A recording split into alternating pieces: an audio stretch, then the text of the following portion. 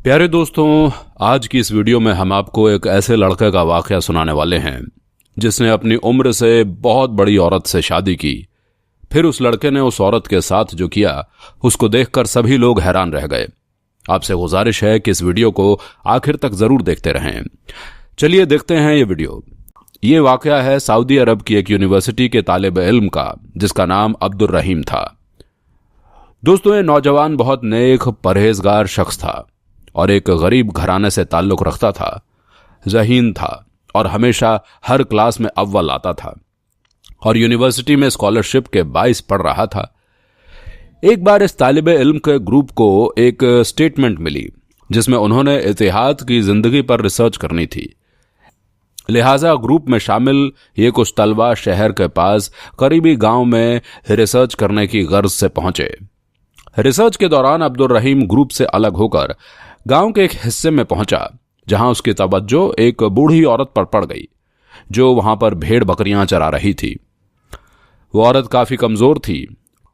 उसे अजीब लगा और तजस्सुस पैदा हुआ कि वो उस बूढ़ी औरत के बारे में जाने कि इस उम्र में वो बकरियां क्यों चरा रही है।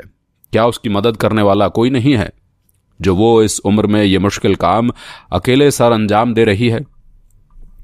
उसने दिन भर उस औरत को नोट किया। वो सुबह सवेरे भेड़ बकरियां चराने यहां आती थी, उनकी देखभाल करती थी और शाम को वापस अपने सादा से कच्चे से घर में लौट जाती।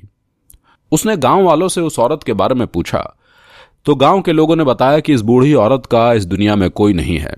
वो सालों से इस तरह जिंदगी बसर कर रही है और दिन भर बकरियों की देखभाल करती है, उनको चराने चारागाह ले जाती है और उन्हीं से उसका गुजर बसर हो रहा है। प्यारे दोस्तों, वो नौजवान वापस अपने ग्रुप के साथियों के पास आ गया, मगर सारी रात उसी औरत के मुतालिक सोचता रहा। खुदा जाने उसे उस औरत के साथ क्या वाबस्तगी महसूस हो रही थी कि बार बार उसका ध्यान उसकी तरफ जा रहा था। अगले दिन वो नौजवान फिर उसी जगह जहां पहुंचा और उस बूढ़ी औरत के पास गया और उससे बात की, जिसका जवाब उस बूढ़ी औरत ने निहायत ही शफकत से उसको दिया। उसने इधर उधर की बातें करते हुए पूछा, आप अकेले इन भेड़ बकरियों को कैसे संभालती हैं? उस कमजोर औरत ने उसे बताया कि इसका यहां और कोई नहीं, शौहर बहुत पहले ही मर चुका है, उसके बच्चे भी थे मगर वो उसका साथ छोड़ गए।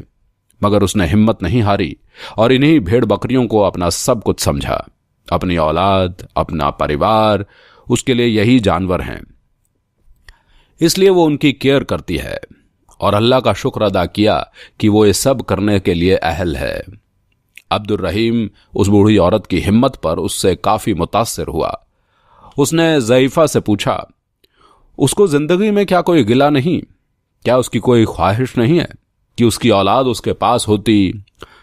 तो उसके जवाब पर उस कमजोर औरत ने कहा, नहीं, बस वो अल्लाह का हर हाल में शुक्र अदा करती है और दुआ करती है कि उसकी औलाद हमेशा खुश रहे।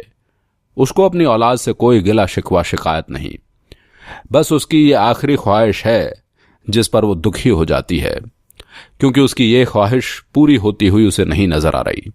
नौजवान ने पूछा, वो क्या ख्वाहिश है? बूढ़ी औरत ने उसे बताया कि वो एक बार मरने से पहले अल्लाह ताला का घर देखना चाहती है, अल्लाह के घर की जियारत करना चाहती है, मगर वो नहीं जा सकती क्योंकि उसके पास उसका कोई महरम नहीं और ना ही इस बुढ़ापे में कोई उसे साथ लेकर जाने वाला है।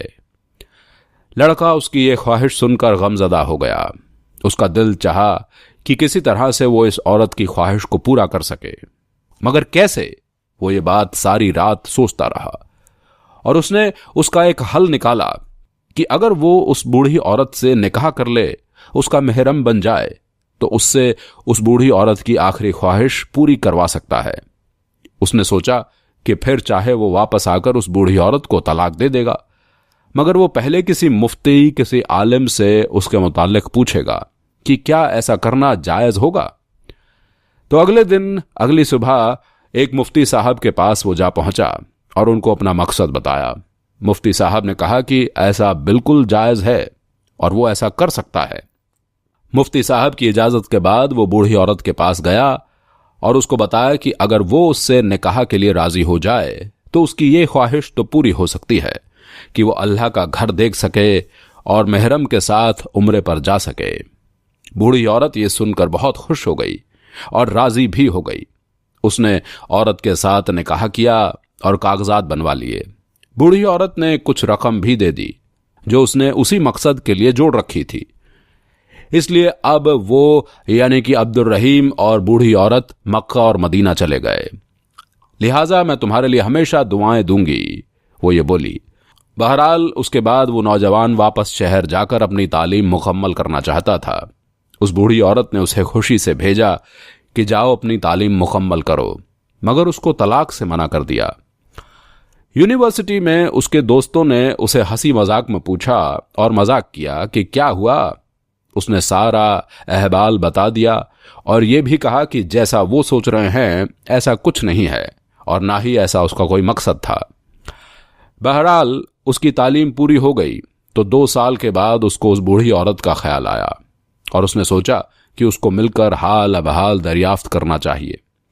ये सोचकर उसने उस गांव का रुख किया। जब वो उस बूढ़ी औरत के उस सादा से घर में पहुंचा तो देखा कि दरवाजे पर तो ताला लगा हुआ है।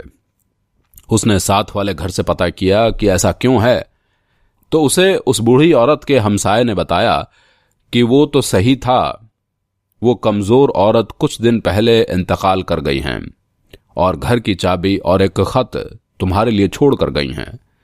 उसने चाबी ली और घर के अंदर जाकर खत खोला जिसमें उस औरत ने अब्दुल रहीम का शुक्रिया अदा करते हुए लिखा था कि वो उसका यह एहसान मरने के बाद भी याद रखेगी, क्योंकि जहां उसके अपने उसे मरने के लिए अकेला छोड़ गए, अपनी औलाद तक ने भी कभी आकर उसका हाल नहीं पूछा, वहां उसका इस दुनिया में सिर्फ वही नौजवान बचा था जिसने उसकी जिंदगी की सबसे बड़ी ख्वाहिशात को पूरा कर दिया।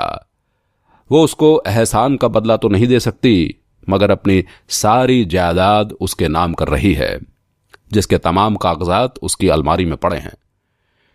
प्यारे दोस्तों, वो लड़का हैरान हुआ। आंसू के साथ उसने अलमारी खोली, वो फाइल निकाली और वो नहीं जानता था कि उस बूढ़ी औरत की कोई जायदाद भी है। वो तो उस बूढ़ी औरत को गरीब जानता था। जब उसने कागजात देखे तो और ज्यादा हैरान हो गया, क्योंकि साहिल समंदर के पास एक घर का वारिस वो औरत है, उसको बना गई थी।